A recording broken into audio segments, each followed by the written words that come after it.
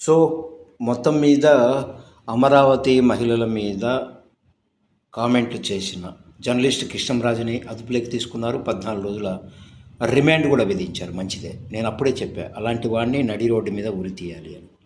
సరే, ఇది ఓకే. అయితే ఒకప్పుడు ఒక పెద్ద మనిషి, ఒక పెద్ద రాజకీయ నాయకుడు రాయలసీమలో మహిళలందరూ వ్యభిచారం చేసుకొని బతుకుతున్నారు, శరీరం అమ్ముకొని బతుకుతున్నారు అని కామెంట్ చేశారు. అంటే ఏంటి మీ ఉద్దేశం? రాయలసీమ ప్రాంతంలోని లేడీస్ను ఎవరు పెళ్లి చేసుకోకూడదా?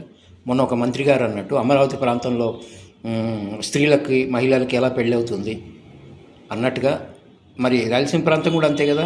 ఇది పక్కన పెడితే ఒక పెద్ద మనిషి, ఒక ప్రజెంటర్, ఒక ప్రముఖ న్యూస్ ఛానల్లో ప్రజెంట్ చేసే వ్యక్తి సినిమా ఫీల్డ్లో బ్రోకర్లు లేరా, వ్యభిచారం జరగట్లేదా అని కామెంట్ చేశారు. మరి వీళ్ళందరినీ ఏం చేయాలి? వీళ్ళందరినీ రిమాండ్కు పంపరా? అరెస్ట్ చేయరా? వాళ్ళకు శిక్ష లేదా? ఏంటి? ఒకరికి ఒక న్యాయం, ఇంకొకరికి ఇంకొక న్యాయం. మరి వీళ్ళందరినీ కూడా మూసేయండి, లోపలేయండి, వేయండి సార్.